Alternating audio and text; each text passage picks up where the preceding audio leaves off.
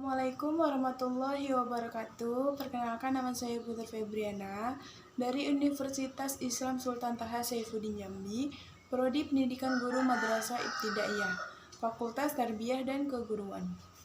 Di sini saya akan menjelaskan masuknya sejarah Islam ke Arab, kawasan Melayu, Indonesia, Nusantara, dan Jambi. Pertama yaitu sejarah masuknya Islam ke Arab. Jadi agama Islam dibawa oleh Nabi Muhammad SAW. Beliau menyebarkan agama Islam di Mekah selama 13 tahun.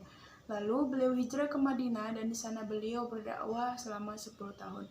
Penyebaran Islam hingga ke penjuru Arab dan seluruh dunia dilakukan oleh Nabi Muhammad SAW. Sahabat-sahabat Nabi dan juga kerajaan-kerajaan Islam seperti Bani Umayyah, Abbasiyah, dan lain-lain, mereka juga mengakui bahwa yang bawa Islam itu ke Arab yaitu Nabi Muhammad SAW. Itu sejarah masuknya Islam ke Indonesia. Jadi masuknya Islam ke Indonesia itu ada tiga teori. Ada tiga teori, yaitu yang pertama teori Gujarat. Teori ini dipelopori oleh ahli sejarah Snokhard Glunje. Menurutnya, agama Islam masuk ke Indonesia dibawa oleh para pedagang Gujarat pada abad ke-13 Masehi. Yang kedua yaitu teori Persia. Husain Hidayat mempelopori teori ini, menyatakan bahwa agama Islam dibawa oleh pedagang Persia Iran. Hal ini berdasarkan kesamaan antara kebudayaan Islam di Indonesia dengan Persia. Yang ketiga yaitu teori Mekah. Teori ini menyatakan bahwa Islam masuk ke Indonesia langsung dibawa para pedagang Mekah. Teori ini berlandaskan sebuah cerita dari Cina yang menyatakan jika pada abad ke-7 sudah terdapat perkampungan Muslim di pantai barat Sumatera. Selanjutnya yaitu proses masuknya Islam ke Nusantara. Proses masuknya Islam ke Nusantara itu dari perdagangan, perkawinan, pendidikan, kesenian, dan lain-lain. Jadi perdagangan, kita yang pertama yaitu perdagangan. Letak Indonesia yang sangat strategis di jalur perdagangan di masa itu membuat Indonesia banyak disanggahi para pedagang dunia, termasuk pedagang Muslim.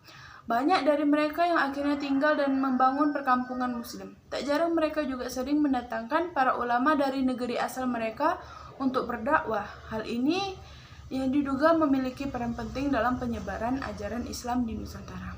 Yang kedua yaitu perkawinan. Penduduk lokal beranggapan bahwa para pedagang Muslim ini adalah kalangan yang terpandang, sehingga banyak penguasa pribumi yang menikahkan anak mereka dengan para pedagang Muslim. Sebagai syarat, sang gadis harus memeluk Islam terlebih dahulu. Hal ini yang diduga memperlancar penyebaran ajaran Islam. Yang ketiga yaitu pendidikan. Setelah perkampungan Islam terbentuk, mereka mulai mendirikan fasilitas pendidikan berupa pondok pesantren yang dipimpin oleh guru agama dan para ulama. Para lulusan pesantren ini akan pulang ke kampung halaman dan menyebarkan ajaran Islam di daerah masing-masing. Yang keempat yaitu kesenian. Kesenian. Jadi wayang merupakan warisan budaya yang masih terjaga hingga saat ini. Dalam penyebaran ajaran Islam, wayang memiliki peran yang sangat konkret. Jadi contohnya tuh Sunan Kalijaga yang merupakan salah satu tokoh Islam menggunakan pementasan wayang untuk berdakwah. Selanjutnya yaitu sejarah masuknya Islam ke daerah Jambi. Jadi berdasarkan temuan-temuan arkeologis, kemungkinan Islam di daerah Jambi diperkirakan dimulai sejak abad ke-9 atau ke-10 sampai abad ke-13. Kemungkinan pada masa itu proses Islamisasi masih terbatas pada perorangan. Karena proses Islamisasi besar-besaran bersamaan dengan tumbuh dan berkembangnya kerajaan Islam Jambi sekitar 1500 Masehi.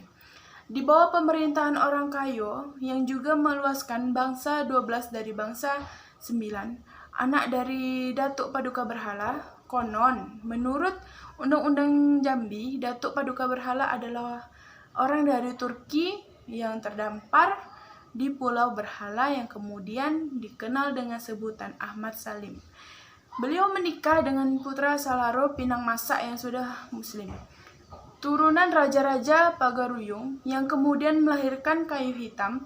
Sultan Jambi yang sangat terkenal. Karena itu, kemungkinan besar penyebaran Islam sudah terjadi sejak sekitar tahun 1460 atau pertengahan abad ke-15. Itu tadi penjelasan dari saya, sejarah singkatnya masuknya Islam ke Indonesia, ke Arab, ke kawasan Melayu, ke Nusantara, dan Jambi. Jadi apabila ada salah-salah kata, saya mohon maaf. Apabila ada salah, tolong dimaafi. Dan juga jangan lupa like, comment, share, and subscribe.